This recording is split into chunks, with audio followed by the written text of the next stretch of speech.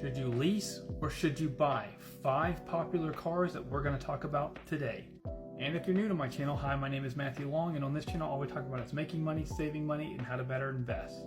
So in today's video, we're going to talk about 5 specific vehicles that are very popular in today's market. Now with these vehicles, we're going to be specifically identifying whether you should lease it or purchase these vehicles. And all of these leases are going to be based on a 36-month lease. This is typically a 12,000 mile a year lease.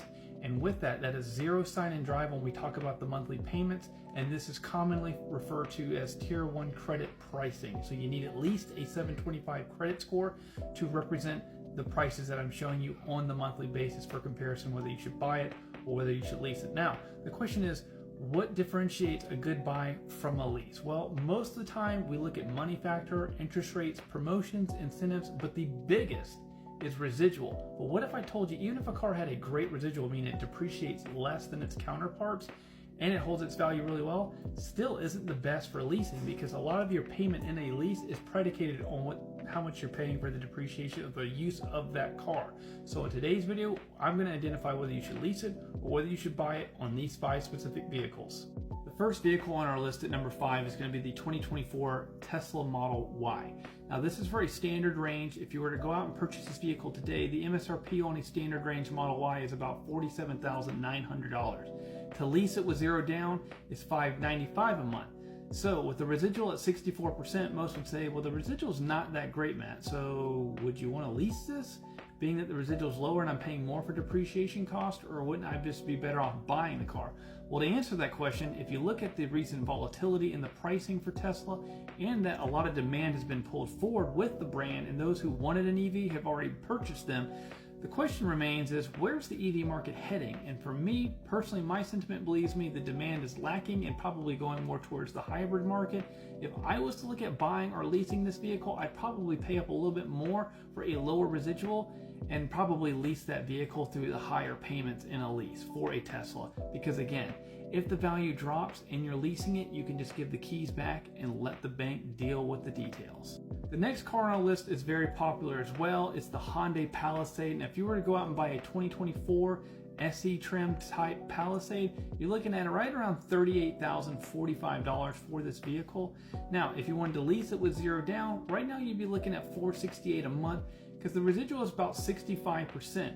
Now, why would you lease it or why would you buy it? Well, here are my arguments why you want to buy the Palisade. The Hyundai warranty on these things is as good as Kia. They're going to give you right around 5 years, up to 60,000 bumper-to-bumper coverage, and 10-year, 100,000 powertrain warranty on these vehicles. That is far surpassing of 36 months on a lease. This is definitely a vehicle that you want to buy and hold for an extended amount of time for you and your family. You could lease this, but I would prefer you to buy a Palisade. Number 3 is probably one of my favorite brands through Mazda. That's the 2024 Mazda CX30. This is a smaller crossover SUV. Now, this is a 2.5S trim. If you were to buy it today, you're looking at $26,415 on the MSRP. But with zero down, you could lease it for $314 a month with a 66% residual. What would you do in this situation? Well, once again, with Mazda being an excellent brand, having a strong warranty, and the reliability of Toyota as well, I'd probably be more open-minded to purchase this for the long run because I have that much faith in the Mazda brand. Again, leasing, you're probably fine as well, but I'd lean more towards buying and owning a CX30. Next on our list is the very popular Kia Telluride. If you're looking at purchasing the 2024 S trim version, you'd be looking at an MSRP of $39,485, and if you prefer to lease it with zero down, the payment would be right around $480 a month. So, with a residual as high as 73% for an SUV, which is extremely high for any vehicle out there in the industry, would you buy or would you lease that vehicle? Well, look at Hyundai and look at Kia. They both have exceptional warranties, and the same principle would apply here.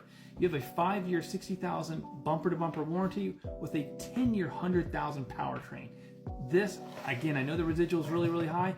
I would go with the purchase on the Telluride. And number 1 on this list is the Toyota Tacoma. Right now, the 2024 SR5 is going to retail you about $45,765, but with zero down, get this, on a lease, you'd only be paying $518 a month. Why is that? Well, the Tacoma has historically had the highest residual in the auto industry.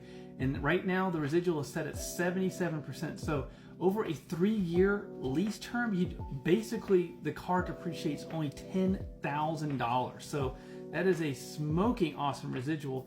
The question is, do you lease it or do you buy this vehicle since it holds its value so well, Matthew? Well, in this case, I would definitely lease this vehicle because you're getting an awesome bang for your buck on a very reliable truck.